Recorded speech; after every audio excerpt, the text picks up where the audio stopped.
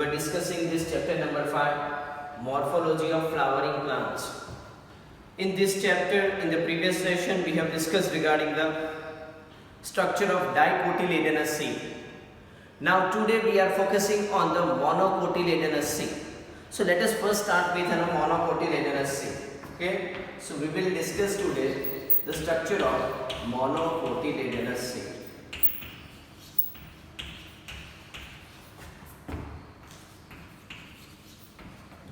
So you know that we have discussed in the previous session that the dicotyledonous seed like pea, gram, bean, they are the non-endospermic seed. But here the monocotyledonous seed is the endospermic seed. Okay, so first characteristic you have to remember that it is endospermic seed. Clear? That means here in the endosperm there is a presence of a reserve food material. Okay, and that is going to be utilized by the seed for its further growth. So this is the endospermic seed. But there is a one exception. Okay, so the exception is the orchid. Orchid is actually a monocotyledonous seed. So as per rule, it should have an endospermic seed. But here it is not. It is a non-endospermic seed. Okay, clear? So this is the exception you can find in the monocotyledonous seed. Though it is a monocot seed, it is a non-endospermic seed. So this is the characteristic you can find in this monocotyledonous seed. Okay. Now let us discuss regarding the structure of this monocotyledonous seed. Like the other kind of a seed, this seed also consists of two parts, main two parts. The first one is called as a seed coat. And the second one, you can say that embryo. Now let us discuss first the seed coat of a monocotyledonous seed. Here we will take the example of a maize seed and we will discuss all the characteristics of with respect to a maize seed. So if you see the seed coat of a maize is a membranous in nature. It is a membranous seed coat. Okay, this membranous seed coat attached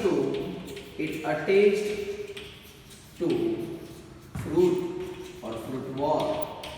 Okay, so this is the characteristic you can find. A membranous seed coat that is attached to a fruit wall, such kind of the characteristic you can find in it. Okay, clear? Now what is happened? Apart from the membranous seed coat, okay, which is attached to a fruit wall, it also has a presence of an embryo. But before going into embryo, I just want to focus that the structure of this monocot seed. So if you see this monocot seed, the maize seed, this is the schematic diagram of a maize seed. Okay, clear? So if you see this schematic diagram of a maize seed, then it consists of the major part. This major part, you can call it as endosperm. And this is the minor part, this is called as an embryo. In case of a monocotyledonous or the maize seed, the endosperm portion, this endosperm portion is the big and the large enough. It stores the reserve food material in the form of a starch.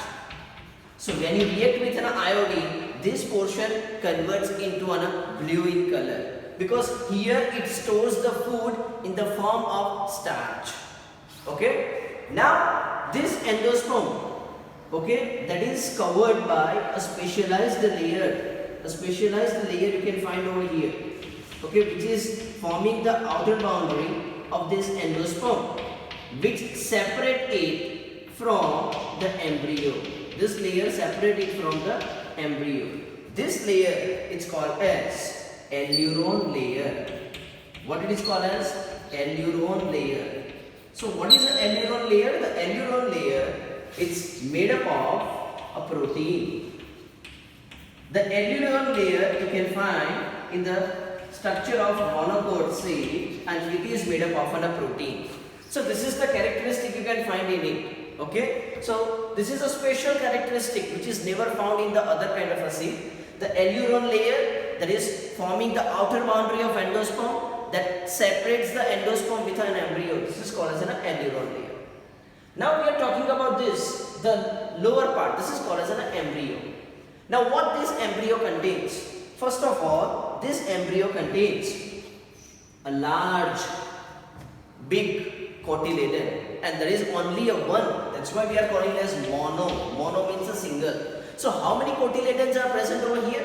There is a single cotyledon is present, but that is a large. Okay, so here you can say that its characteristic a single, or you can say a one large cotyledon is present. This one large single cotyledon in them, it can also be called as a scutellum. What it is called as scutellum. Clear? Remember the large shield shape this cotyledon which is found in the structure of a monocot seed, it's called as a scutellum. If you see it's a shape, then it is a shield shape. Okay, what is the shape of this cotyledon in the monocot seed? It is a shield shape. Okay, so this kind of a cotyledon that is found in the monocot seed. Now, when you see this embryonic axis that is going to be covered. Okay, you know that on the one end of embryonic axis there is a presence of a plumule.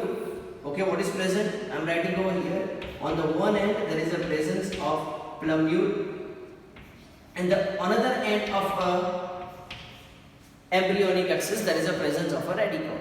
But this plumule and the radicle, they are covered.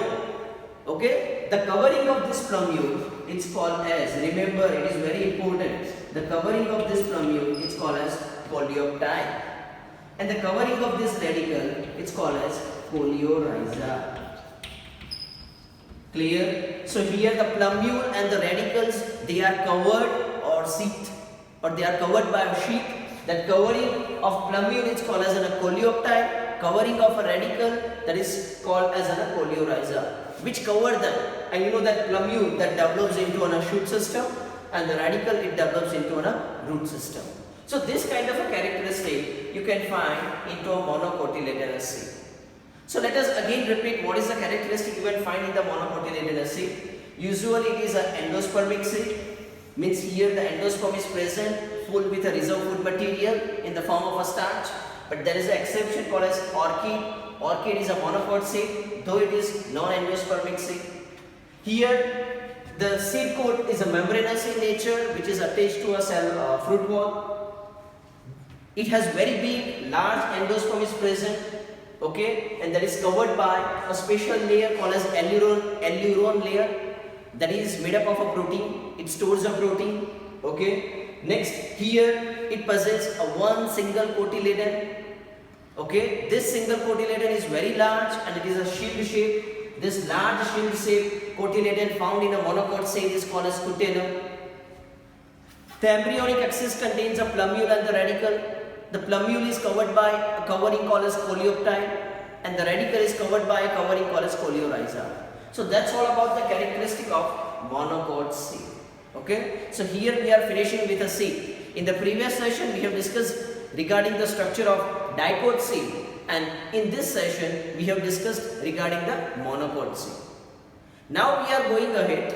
You know that the flower or the plant that has a different characteristic, different kind of a calyx, corolla, androecium and the gynoeciums are present.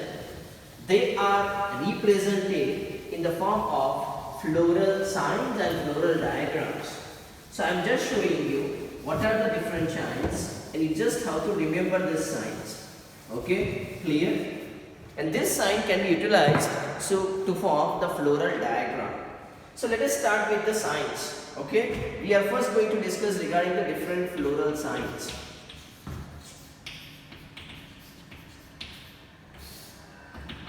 Here the first sign, we are going to start with BR. What is the meaning of BR? BR, that means this is such a that it is a bracteate.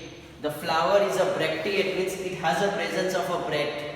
Okay, if it is a bracteate, then we are symbolizing it as a BR. The next symbol which is used in the floral diagram is the EBR. So what is EBR? EBR means it's called as ebracteate. Ebracteate, that means this flower does not have a bract. So I hope so it is clear. What is a BR? BR means bracteate. The flower has a bract. EBR means ebracteate, flower doesn't have a bract. So this is regarding the presence or absence of a bract. Now regarding the symmetry, like if it is the symbol like this, circle and the plus, this indicates that this symbol, it indicates that it is called as actinomorphic. Such kind of a flower is called as an actinomorphic flower. Actinomorphic flower, that means in other term you can say that it is a radial symmetry. Radial symmetry means this flower can be divided into equal half through any plane. Okay, any plane which is passing from the axis. Okay, so any radial plane can divide this flower into two equal half. Such kind of a flower is represented by such symbol. Okay, this is called as actinomorphic. But if the symbol is like this, just a vertical line, or you can say that the another symbol, okay, this is which is represented in the form of percentage. So what is the meaning of this both the symbols? The meaning is that here the flower is zygomorphic flower. Which kind of flower it is? Zygomorphic flower. Zygomorphic flower, that means it has a bilateral symmetry. What kind of symmetry they have? Bilateral symmetry. Means here the flower can divide it into equal half, but through only one plane. But in the actinomorphic, the flower can be divided into equal half through any plane. So these are the symbols for actinomorphic and the zygomorphic. Okay, so I hope so it is clear.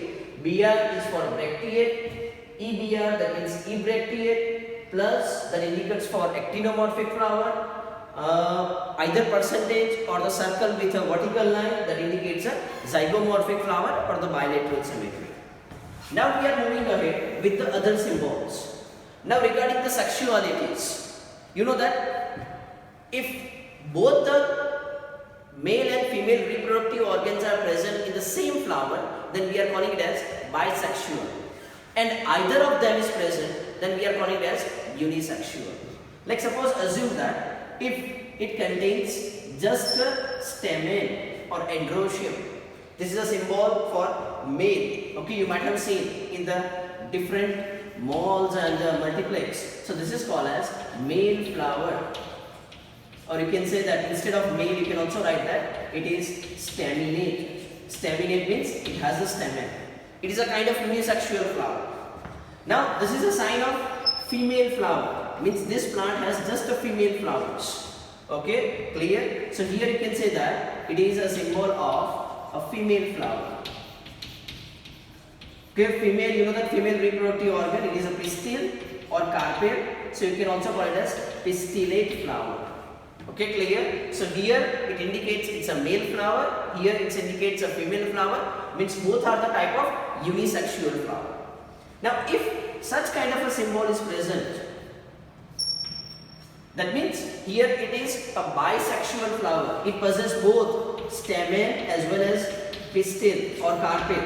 It has both stamen and carpel, that's why it's called as a bisexual flower. So these are the symbol for male flower, female flower, and this is for a bisexual flower. Okay, so these are the symbols. Now when you see the different parts of a flower, you know that flower consists of a four one: calyx, corolla, androecium and gynoecium. So let us discuss the different symbols of it. I am going to start with the first calyx. You know that the calyx is represented by K. Clear? Okay, so what is the meaning of this K? K means it is calyx.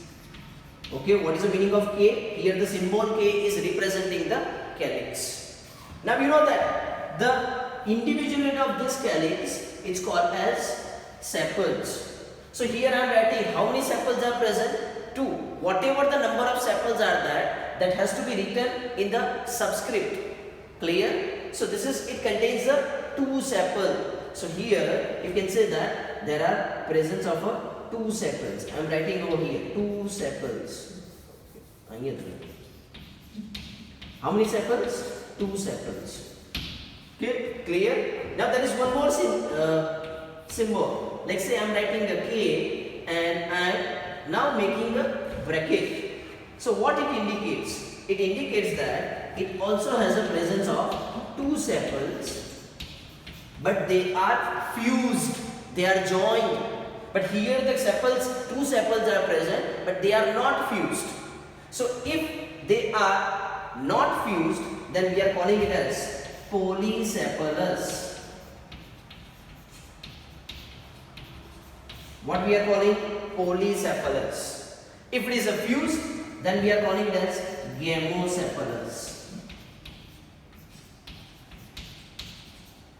Clear? Okay. So polysepalous means sepals are free. Gamocephalous means sepals are fused, and the number indicates the presence of or number of sepals, because the individual unit of calyx is sepal. Okay, so this is the symbol for calyx. Now we are moving ahead with the other symbols. After the calyx, the next one you can find is the corolla. Corolla is represented by a symbol called as C. So what this C means? Corolla. Okay. Now if I am writing like this, C4. So you know that what is a 4? 4 means 4, and the C means corolla. Its individual unit is called as petals. So here I can say that it has a 4 petals.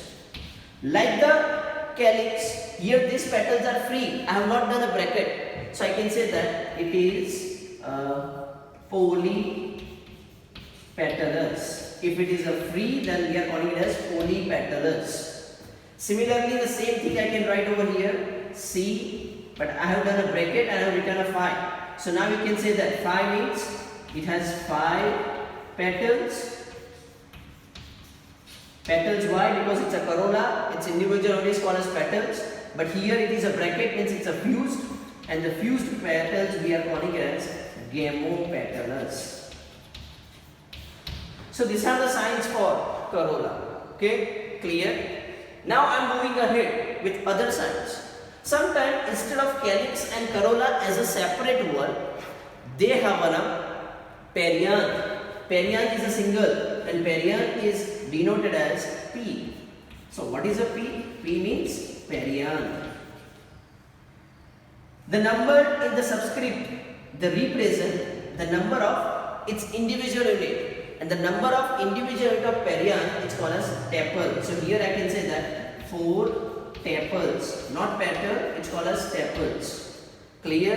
And here it is a free, so it's called as polytepalous. You can say that it is polytepalous, because here the tepals are free.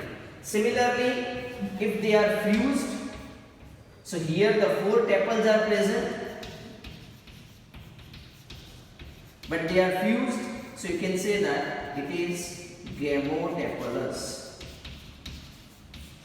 Okay, so these are the different signs. Okay, till now we have discussed regarding the breadth, symmetry, sexuality, calyx, corolla, and the perianth. Okay, so I hope so this much signs are clear. Okay, now we are moving ahead with the other signs, androeciums and the gynoecium.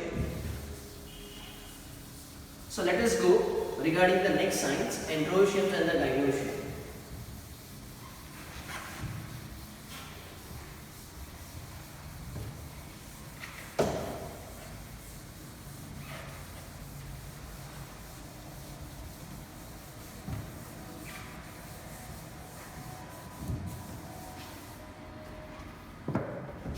So the androecium, that is denoted as A. Okay, so what is a A? A means androecium.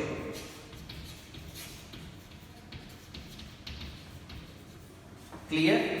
Next, if I am saying the A10, so you know that the individual unit of this stamen, it's called as individual unit of androecium, it's called as a stamen.